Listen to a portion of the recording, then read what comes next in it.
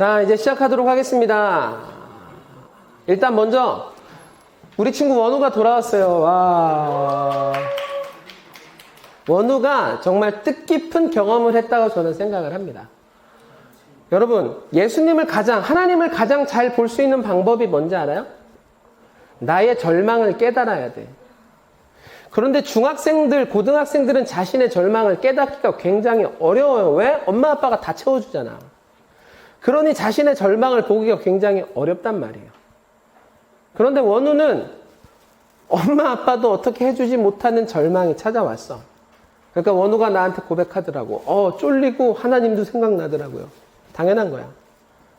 나의 절망을 볼 때, 세상이 나한테 해줄 수 없는 걸 볼 때 하나님을 다시 보는 은혜가 나타나는 거예요. 그러므로 여러분, 고난은 무조건 나쁜 거라고 볼 수가 없습니다.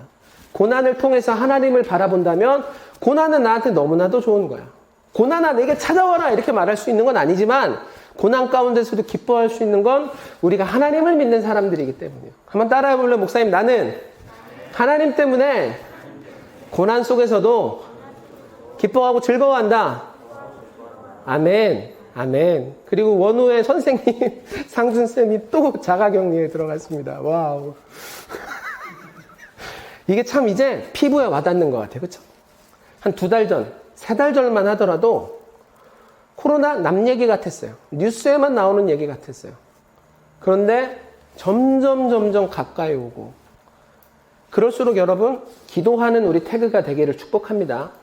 우리 하나님은 따라합시다. 우리 하나님은 능치 못함이 없으시니, 아멘.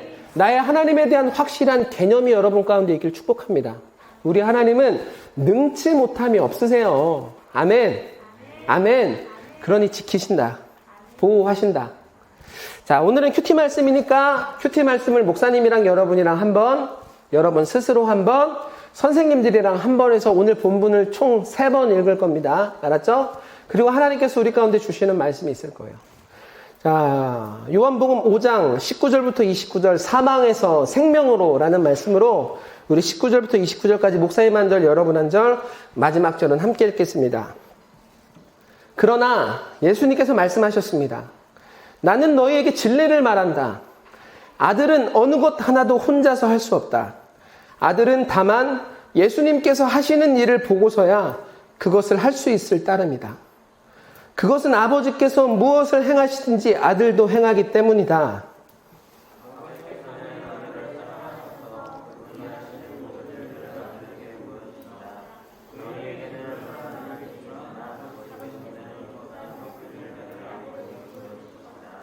아버지께서 죽은 사람을 부활시키시며 그들에게 생명을 주시는 것처럼 아들도 자기가 원하는 자들에게 생명을 줄 것이다.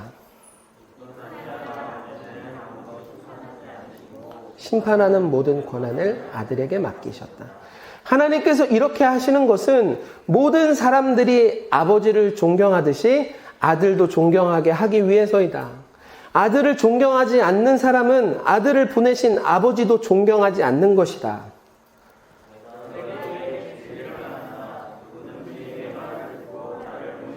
믿는 사람은 영원한 생명을 얻었고 심판을 받지 않을 것이며 사망에서 생명으로 옮겨졌다. 내가 너희에게 진리를 말한다. 죽은 사람이 하나님의 아들의 음성을 들을 때가 올 것인데 그때가 바로 지금이다. 그 음성을 듣는 사람들은 살 것이다.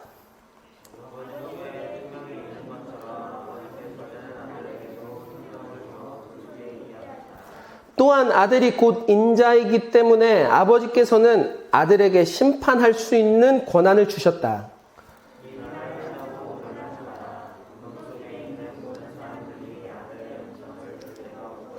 다 같이 읽겠습니다. 시작. 선한 일을 한 사람들은 생명을 얻기 위해 부활할 것이며 악한 일을 한 사람들은 심판을 받기 위해 부활할 것이다.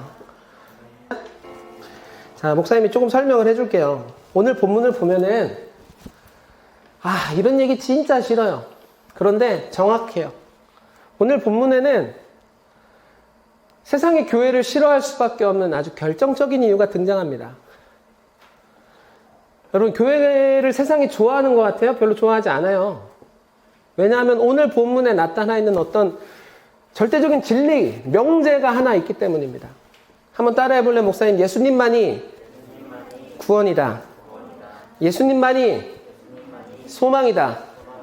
교회에서 말하는 절대적인 진리, 이전에도 변하지 않았고 지금도 변하지 않고 앞으로도 절대 변하지 않을 교회에서 말하는 확실한 명제, 진리, 그것이 무엇이냐면 예수님만 구원 되신다는 거예요.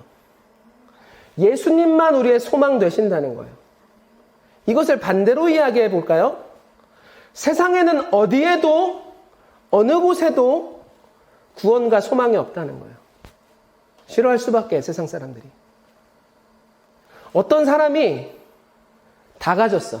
얼굴도 잘생겼고 돈도 많고, 사실 이런 사람들은 영화나 드라마에서 악역으로 표현되지만 그 사람은 심지어 성격까지 좋아. 와우. 다 가졌어요. 그런데 그런 사람한테 예수님이 없으면 교회는 결국 그 사람한테 이렇게 이야기하는 거예요. 당신 구원이 없어요. 당신 소망이 없어요. 교회는 예수님에 대해서라면 절대 양보하지 않습니다. 나는 여러분들도 예수님을 양보하지 않는 사람이 되기를 예수님의 이름으로 축복합니다. 한번 옆에 친구한테 축복할래요? 친구야, 지금은 잘 모르겠지만 나는 네가 어떤 상황 속에서도 어떤 말을 들어도 예수님을 양보하지 않았으면 좋겠어. 세상에서 가장 듣는 말이 그거예요. 야, 교회에만 구원이 있어? 나중엔 너네들이 그렇게 고백하기 원해요. 교회에만 구원이 있어. 근데 당장 그렇게 이야기하면 돌 맞겠죠. 야, 너네 교회 이단 아니야? 이런 소리 듣겠죠. 그런데 교회는 변하지 않습니다. 교회는 이 사실을 바꾸지 않습니다. 예수님 말고는 소망이 없는 거예요. 예수님 말고는 구원이 없는 거예요. 그 이유가 무엇일까요? 오늘 본문 24절, 25절 한번 크게 읽어보도록 하겠습니다. 시작! 내가 너희에게 진리를 말한다. 누구든지 내 말을 듣고 나를 보내신 분을 믿는 사람은 영원한 생명을 얻었고 심판을 받지 않을 것이며 사망에서 생명으로 옮겨졌다. 내가 너희에게 진리를 말한다. 죽은 사람이 하나님의 아들의 음성을 들을 때가 올 것인데 그때가 바로 지금이다. 그 음성을 듣는 사람들은 살 것이다. 아멘. 하나님과 우리 사이에 죄가 생겼고 그 결과 우리는 하나님과 떨어지게 되었습니다. 우린 이제 어떻게 하나님께 붙어요? 원우야, 우린 이제 어떻게 하나님께 붙어? 어떻게 생명이신 하나님께 나아가? 방법이 없어요. 예수님이 나를 대신해서 죽으시고 부활하시니 내가 예수님께 나아갈 수 있는 능력과 소망과 힘을 얻게 되는 거예요. 그러므로 다시 한번 따라합시다. 예수님만 나의 구원이다. 예수님만 나의 소망이다. 우리 역시 세상의 모습들이 너무나도 많기 때문에 이 말을 들으면서 어쩌면 부담감이 들을 수도 있어요. 어쩌면 거부감이 들을 수 있어요. 그러나 오늘 목사님은 여러분 가운데 분명히 한 가지를 이야기하는데 그것이 무엇이냐면, 은총아, 예수님만 구원되시는 거야. 세상 사람들은 지금 이야기를 어떤 걸 하냐면 지금 네가 최선을 다하고 있는 그것이 멋진 거야. 그것이 좋은 가치야 이야기해요. 그래서 어떤 사람에게 있어서 좋은 가치는 꿈이 되기도 하고 돈이 되기도 하고 가족이 되는 사람도 있어요. 연인이 자기에게 가장 좋은 가치가 되는 사람도 있고, 하여튼 세상에는 사람마다 다 자기의 가치가 존재해요. 그런데 교회는 이야기합니다. 너의 가족에게도 예수님이 필요한 거야. 너의 꿈 위에도 예수님이 필요한 거야. 너의 친구 관계에서도 예수님이 함께 하셔야 해. 너의 그 가치 위에 예수님이 함께하지 않잖아? 무의미한 거야. 성경의 진리입니다. 나는 여러분이 이 말씀을 들으면서 더욱더 예수님을 사랑하는 사람이 되기를 축복합니다. 예수님을 필요로 하는 사람들이 되기를 축복합니다. 목사님이 무서운 이야기 하나 할게요. 여러분, 암이 무서워요, 안 무서워요? 무섭죠? 암이 엄청 무섭죠? 목사님도 암 안 걸렸으면 좋겠어. 나도 내 자식들이 원우만큼 크는 거 봤으면 좋겠고, 서태현처럼 군대 보내서 막 울고 나도 그러고 싶어. 암 걸려서 죽기 싫단 말이야. 근데 여러분, 내가 싫다고 해서 그 암이 없는 거야? 암 싫어. 암 최저. 막 이러면서 내가 암한테 그런 말을 해도 암이 없는 거야? 아니에요. 암은 있어요. 인간이 제일 두려워하는 것이 무엇입니까? 암 걸려서 죽는 걸 제일 두려워해요. 죽음을 제일 두려워한단 말이야. 그런데 여러분, 죽음이 내가 싫다고 해서 죽음이 없어요? 있어요. 내가 세상에서 돈을 가득 가져도, 내가 얼굴이 아무리 잘생겼도 장동건 뺨을 치게 생겼어도 죽음은 결국 그 사람한테 찾아오는 거야. 현명한 사람은 어떤 사람입니까? 죽음을 대비하는 삶을 살아야지 죽음을 무시하는 삶을 살아서는 안 돼요. 예수님이 우리 가운데 중요한 이유가 그거라는 거예요. 나의 구원을 해결해 주실 수 있는 유일한 분, 나를 천국으로 인도하실 수 있는 유일한 분, 예수님밖에 없다는 거예요. 한번 따라해볼래? 나는 예수님이 유일한 구원이다. 유일한 소망이다. 그러므로 여러분, 가족관계에 예수님이 함께하는 은혜가 있기를 축복합니다. 여러분이 결혼할 때 와이프만 바라보고 남편만 바라보고 그런 인생이 아니라 여러분 부부관계에, 여러분 가족, 무슨 소리 하는 거야, 중고등부 앞두고. 관민쌤 때문에 그래요. 하여튼 그 가정 안에 예수님이 함께 하시길 바랍니다. 여러분이 높은 점수를 따고 싶고 좋은 대학에 가고 싶겠지만 그 대학을 가는 그 가운데 예수님이 동행하는 은혜가 있기를 축복해요. 그렇기 때문에 그리스도인들은 항상 어떤 삶을 살아야 되냐면 내 중심이 어떤 모습인지 항상 살펴보는 은혜가 있어야 돼요. 한번 따라해볼래? 나는 매일매일 내 중심이 어떻게 생겨 먹었는지 확인한다. 그렇지. 그리스도인의 삶은 항상 자기의 중심이 어떤 모습인지 확인하는 것이 그리스도인의 인생의 모습입니다. 목사님이 질문해 볼 테니까 대답해 보세요. 여러분은 예수님이 여러분의 유일한 구원 되십니까? 아, 이거 맞으면 크게 대답하세요. 예수님이 여러분 가운데 유일한 구원 되십니까? 예수님이 여러분의 유일한 소망 되십니까? 아멘. 구원과 소망은 가장 큰 가치예요. 예수님이 여러분에게 구원과 소망이 맞다면 다시 질문할게요. 여러분에게 있어서 예수님이 첫 번째입니까? 여러분에게 있어서 예수님이 가장 큰 기쁨입니까? 대답하기 어렵죠. 내 중심을 늘 돌아보는 그리스도인이 돼요. 나는 정말 구원을 내 첫 번째라 생각하는가? 나는 예수님이 내 가운데 정말 소망이고 기쁨인가? 그렇지 못하다면 오늘 그것들을 선생님들과 함께 적어보는 거야. 이것도 예수님보다 높고 저것도 예수님보다 높고 이것도 예수님보다 기뻐. 그것들을 오늘 공책에다 적어보는 거예요. 말씀을 보면서. 그리고 무엇을 하냐면 회개 기도를 시작하는 거예요. 하나님, 이것들이 내 안에서 나보다 높았음을 고백합니다. 하나님, 이것들이 내 안에서 예수님보다 기뻤음을 고백합니다. 그런데 주님, 내가 오늘 다시 회개합니다. 나의 첫 번째가 예수님이 되게 하여 주시옵소서. 나의 가장 큰 기쁨이 예수님이 되게 하여 주시옵소서. 아주 단순한 작업이에요. 이런 단순한 작업으로 우리 마음이 바뀔까? 바뀌지. 왜냐하면 우린 성령님과 동행하니까. 우리가 그것을 가지고 기억하고 기록하고 기도하기 시작할 때 성령님께서 우리 마음을 움직이실 거예요. 떨어졌던 예수님의 순위 바로 세워주실 거예요. 잃었던 예수님과의 기쁨 다시 세워주실 거예요. 문제는 이것을 안 하기 때문이야. 오늘 선생님이랑 그거 한번 해보세요. 선생님들은 아이들한테 좀 솔직하게 보여줘봐요. 나도 예수님 믿으면서 예수님보다 기뻤던 것이 무엇인가? 적어보고 그것을 회개하고 기도하는 시간으로 가져보는 거예요. 이것을 영적 우선순위 세우기라고 합니다. 건강한 그리스도인, 하나님을 사랑하는 그리스도인, 예수님께 감사한 그리스도인은 이 운동이, 이 어떤 루틴이 항상 내 마음속에 있어야 돼요. 내 중심의 기쁨은 무엇인가? 내 중심의 첫 번째는 무엇인가? 예수님인가? 다른 것인가? 선생님들이랑 한 번 더 읽고 선생님들은 좀 더 깊은 얘기를 나누면서 한번 말씀을 정리해 보겠습니다. 시작!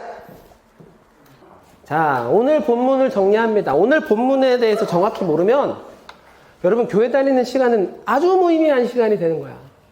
교회 열심히 다니면 성적이 올라가요? 그렇지 않아요. 교회 열심히 다니면 여러분 재산이 늘어나요? 그렇지 않아요. 교회를 다니는 시간은 세상에 투자하는 시간이 아니라 영적인 시간에 투자하는 시간이라는 것을 알아야 돼요. 나의 어떤 하나님과의 관계, 하나님의 축복, 그리고 하나님께서 주시는 구원, 천국, 나의 다음 세상, 투자하는 절대적인 좋은 어떤 것과도 비교할 수 없는 시간이에요. 최선을 다해서 예배하고 교회 나오기를 열심히 하는 여러분이 되길 축복합니다. 자, 그렇다면 이제 각 반별로 돌아가면서 발표 짧게 하도록 하겠습니다. 일단 제가 교회를 잠시 안 나오면서 되게 우선순위는 돈이었습니다.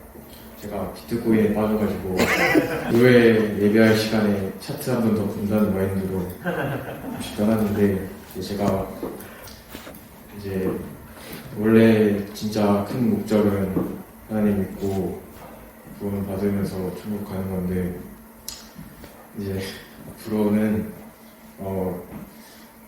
국가에서 물려도 하나님을 찾고 이제 예배 시간 무조건 열심히 나오고 해야 될 것 같습니다. 오늘을 보면서 다시 한번 새삼 깨닫네요. 제가 자라던 시대랑 달라요. 선생님들이 자라던 시대랑 달라요. 우리가 살아왔던 방식을 아이들한테 가르칠 수 없어요. 점점 뚜렷해지는 것 같아요. 본질로 우리는 돌아갈 수밖에 없는 거예요. 세상 사는 법 그들이 알아서 살아갈 거예요. 우리는 신앙을 가르치고 하나님을 가르치고 제자답게 살아가는 법을 가르치는 것밖에 없는 거예요. 목사님이 제일 사랑하는 게 뭔가 생각을 해봤어요. 은성이, 아들, 은하, 딸, 아내를 제일 사랑하는 것 같아요. 왜냐하면 은성이를 잃었을 때 내 마음을 생각해 봤어요. 견딜 수 있을 것 같아. 은하를 잃을 때 내 마음, 은성이보다 더 쉬울 것 같아. 근데 만약 내 아내가 사라진다면 지금의 나를 지킬 수 있을까? 정답을 못 내리겠어요. 나 아마 일하러 갈 것 같아요. 자식들 먹여 살리러. 여러분, 나는 목사예요. 그렇죠? 목사는 하나님이 살아계신다는 사실을 분명히 믿고 있는 사람이에요. 그리고 세상에 우연은 없어요. 일어났다면 하나님께서 허락하셨기 때문에 그 일은 나타난 거예요. 우리는 알 수 없지만. 그러면 나는 하나님을 믿는 사람으로서 어떤 선택을 해야 될까요? 믿음의 선택이라면 지금 목사직을 포기하지 않는 거예요.